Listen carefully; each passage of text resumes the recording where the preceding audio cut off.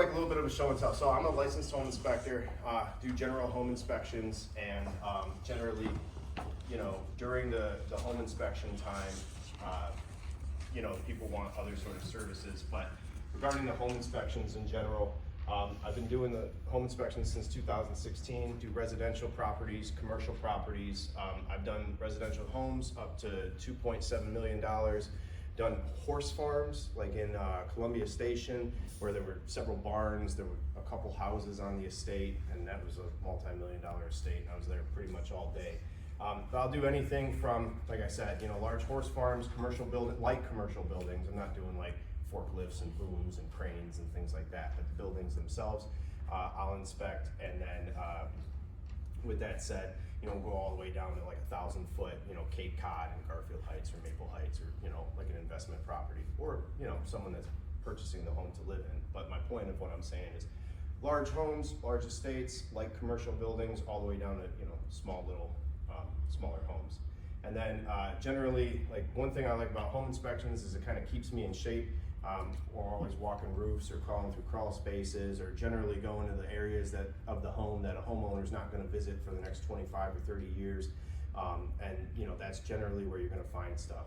A lot of times when people have flipped homes, you know, like there's really nice tile, there's really nice flooring and paint and all that stuff that you see when you walk through the home, looks all well and good, but often when you get into like the crawl spaces or the basements or the attics, or you're walking the roof, you start to find things that, you know, were quickly and easily overlooked, because a lot of times when people are doing flips, they're really good at the tile and all the cosmetic and aesthetic things, but they're not necessarily paying attention to you know, kind of what's behind the scenes. So like I said, I'm walking the roofs, climbing through the attics, pushing through crawl spaces, and then I brought in like a little bit of show and tell. So some of the stuff that we do, you know, a lot of times when people are having a home, they're purchasing a home, you know, they have only a short amount of time to get stuff done. A lot of times, mostly investors, but a lot of first-time home buyers. You know, in Cleveland, we have the older clay tile sewer lines. So, you know, if you have a home that you're purchasing and there's a big, huge, large tree in front of the home, you know, you might infer that there's going to be roots down into the clay tile sewer line. So I can take care of the sanitary sewer line, you know, scope, or we'll do downspouts and stuff like that if people have wet basement problems. I can take care of that stuff all at the same time. There's just this little video in the background that kind of shows you, you know, some root intrusion coming in through the clay tile. And then later on in this video, I don't know if I'm going to sit here and watch it the whole time, but there's some cracked and collapsed clay tile lines where they ended up needing to be excavated. So sanitary sewer lines are kind of like a big thing, often for investors. And then radon testing is another pretty, I would say that's probably the most common one that we do and that I do in addition to home inspections. So radon is the second leading cause of lung cancer known to man, behind cigarettes. And you know, it comes from uranium ore, which breaks down into radon, uranium ore, which breaks down into radium, then breaks down into radon gas, and it gets into people's homes through basements or crawl spaces or openings in the foundation walls or the footers or the floors of like a basement or a slab on grade home. What you see here is, this is actually an inspection I did a few years ago with Diana. This is a radon mitigation system right here. So have high amounts of radon, they want to have that stuff mitigated and removed from the house so themselves and their families aren't at risk for lung cancer over a long period of time of breathing in higher amounts of radon.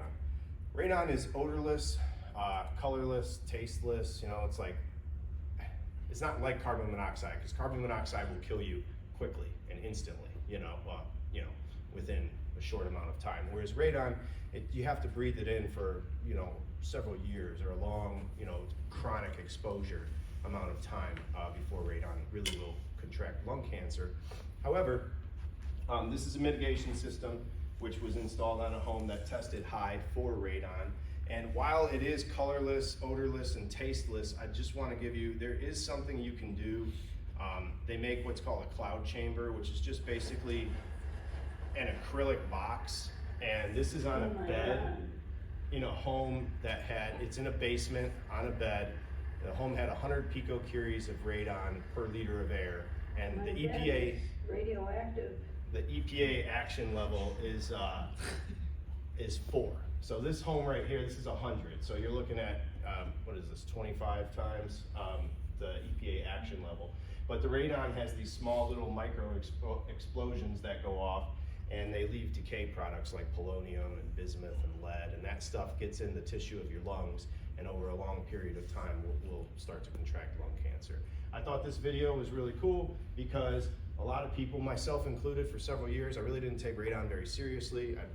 There was no visual, and I'm like, I don't know if this is just a made up thing.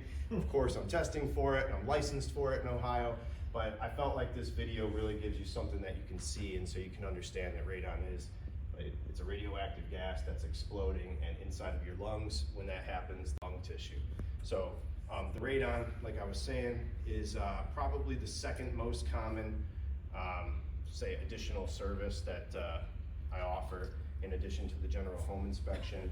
And then there's some other cool stuff that I brought in. So I climb and I walk a lot of roofs, but there was a time a couple years ago where I was maybe 50 feet up in the air, and I was thinking to myself, man, I gotta quit doing this because I'm taking a lot of risks.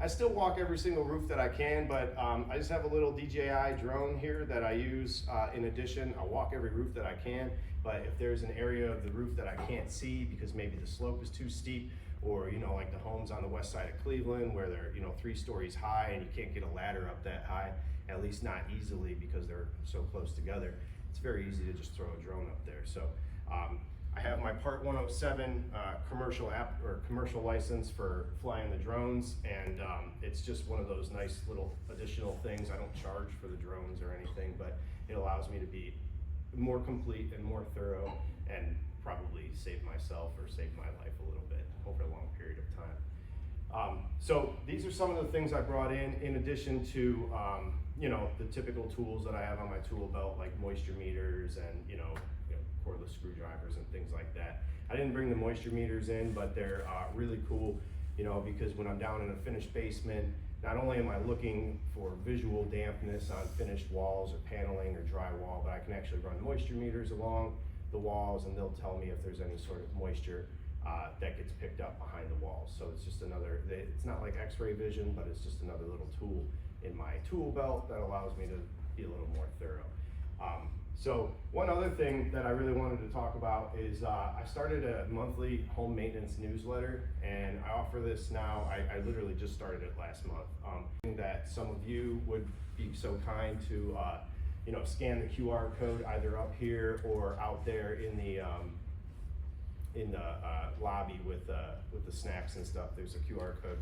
I have a monthly home maintenance newsletter. It basically is just talking about stuff that you should do for seasonality purposes. And actually, one of the things coming up next month in March, is going to start talking about when the warmer weather comes, get your AC checked and tuned up. And I've actually got Miguel's website and a link to Miguel's contact information in the home maintenance newsletter. That'll come out next month, or technically on March 1st. So it would be a big help, and I would really, really appreciate it if you guys would subscribe to the newsletter. It's free, it doesn't cost you anything. You can obviously unsubscribe at any time, but it's something that's just, in addition, it's just super fun that I get to do all this kind of cool stuff that I want. So largely, good referrals for me are people that are looking to purchase a home, want to have it inspected, and may want to have radon or sewer scopes, or just a general personable inspector who's experienced, knows what they're doing, and is able to convey the inspection findings in an easy to understand manner. Like I said, a good referral is the people that are looking to have the home inspected. And then, as always, thank you very much, Diana. Realtors are wonderful for a home inspector, because if they like you and they trust you, they will refer you. And so if you know any realtors that are looking for a trustworthy inspector who's not going to scare the client, or I'm not going to lie or sugarcoat anything, but I also don't say things in super alarming manners, just so that I can keep things as calm and understandable as possible. So that's about it for me. Is that close? All right, good. That was perfect timing. That's about it for me. If anybody has any questions, Andy? You get a lot of sellers before they list it. Yeah. When you do inspections, because it seems like that'd be a good idea. Pre-listing inspections. So